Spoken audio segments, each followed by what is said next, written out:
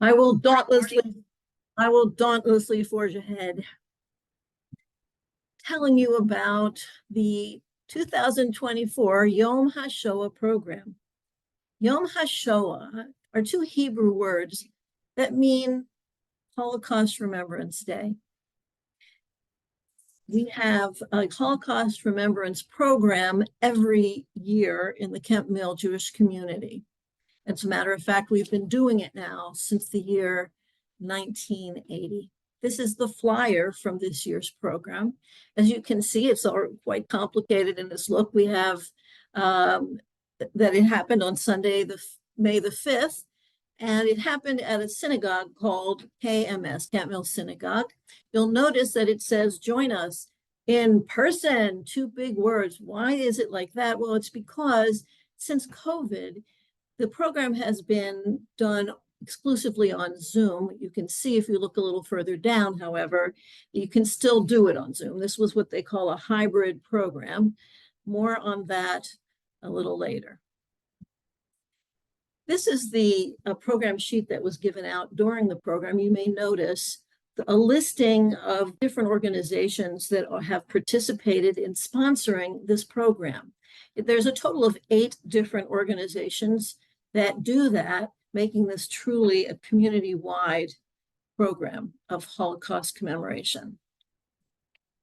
You will see here that it was very well attended. In fact, we had about 400 people there with another 100 on Zoom. The program lasted for approximately an hour and a half, and we had people there both on Zoom, as I say, and in person.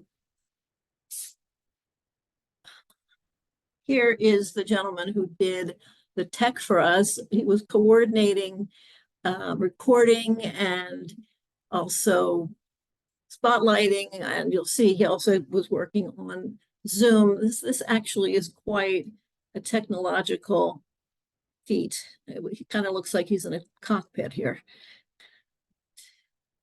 This is personal to me, Yom HaShoah, the Holocaust Remembrance Program. You may remember from other of my speeches that both of my parents were Holocaust survivors. Both of them lost their parents and many other relatives. Here are pictures of my grandparents who were all killed in midlife.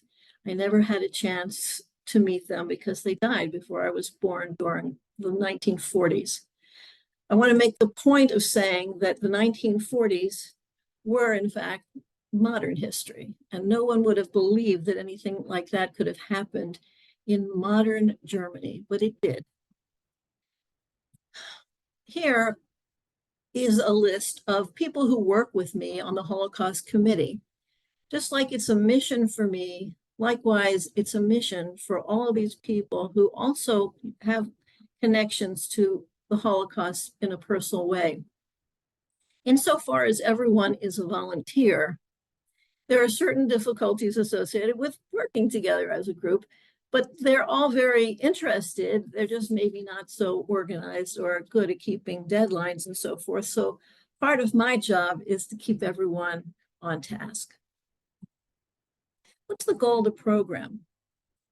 There are Holocaust deniers in the world, and it has been our goal over many years to make sure that the younger generations, that would be children from grade 6 and above, teenagers, young adults, learn from Holocaust witnesses, that is, the survivors themselves, what happened to them in a personal way, because they will one day be the witnesses when the Holocaust survivors are all gone.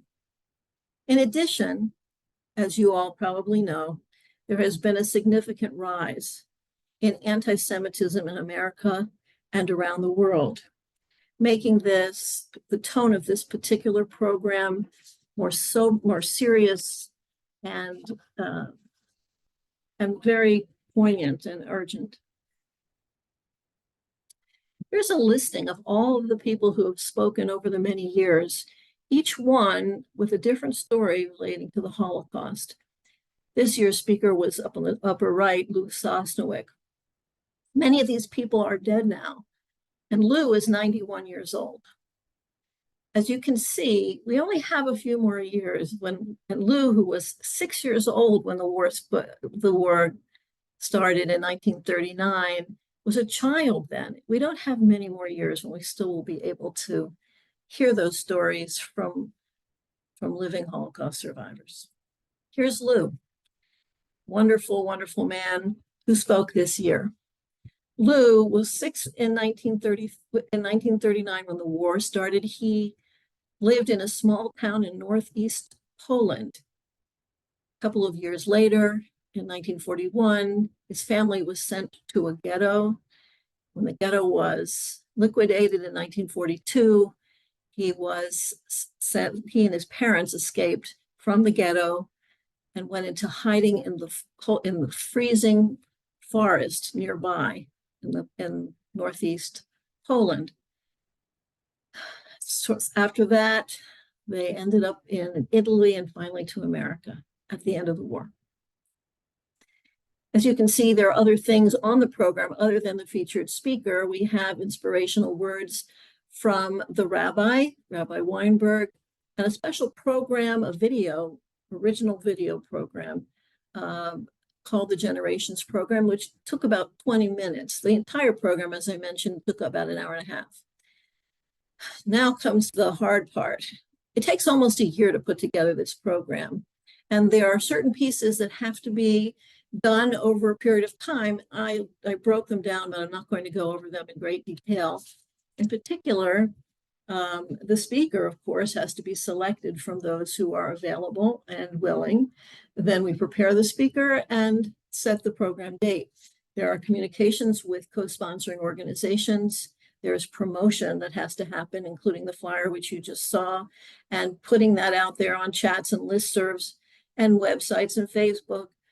The host synagogue has a variety of things, in this case, Kemp Synagogue, a variety of things we have to communicate about, and the list is pretty enormous. Here are presentations that have to be put together, one of which is the Generations Program, which I told you about, and a list of variety of other things, including the ASL interpreter for the deaf, and the finances and innovations every year.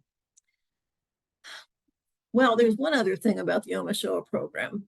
It occurs a few days after the conclusion of Passover. This is the yearly puzzle. How do you pull people into a room when all they want to think about is for at least a month beforehand, Passover? They don't really want to talk about anything except Passover until the end of Passover. And then we have 3 days after Passover for the program. So these issues, the advertising and then the logistics in the synagogue, are very big challenges for our committee. Now let's go through the program very quickly. Here we see the Master of Ceremonies. Her name is Lisa Melman. She wishes everybody hello, then talks about synagogues, rather schools in the neighborhood who did some special learning, special Torah study in memory of the 6 million Jews who died. That brings those children into the circle of community. Here we see the Rabbi Bram Weinberg, giving spiritual inspiration. And you may see there's a screen there. That screen makes it possible for the people all over the room to see him better. And in addition, the Zoom audience can see that screen as well. See them looking there. You can maybe even see Scott Schlesinger in the back there. Then we go into the Generations Program. Sylvia Goldberg is the one who organizes this. We have individuals, this one actually from last year, who tell their family stories of persecution during the Holocaust. Many people have lost relatives in our community. What we have to the right are the transcribed testimonials so that people who are deaf can actually read it if they can't hear it. Lisa again, and here I am doing the interview with Mr. Sosnowick. It was a delightful story. I mean, the way he told his story was delightful. It was very dramatic. And we spoke for about 50 minutes. Here's an example of the questions that I was asking, we prepared this in great detail, and the questions included this one here, which I asked him about the relationship. I can't see the speakers, so I might be going over. I have no idea. I can't see the timer. So how did the Jews and non-Jews interact in commerce and daily life in his village? And here we see his talking points. You can see here a piece of the PowerPoint showing how the Russian army came to liberate them. There, where that little star is, that's where they are, approximately there. And you can see that they were actually one of the first to be liberated. Here is Lou, once they came to the United States with his wife, who unfortunately died in her 20s. Here are his adult 3 children he raised on his own. And here is the family that he now has, his children and grandchildren, great-grandchildren. Here's Lisa again, thanking everyone for all of their participation. And here are the people who actually came from far and wide to be able to witness him that night. There were some things that went wrong. The in-person program was quite good. However, the on-Zoom program was not so good. There were, Menashe will attest to the fact that there were some unexpected glitches with the new software, and there were periods of no sound and freeze up. But it's very, very important to review what happened so we don't have the same problems again. We're piecing together recording for those who missed the program, some on Zoom and some that didn't make it. The main point here is that the program's role here is that we try to make it so nothing like that could ever, ever happen again. Thank you very much.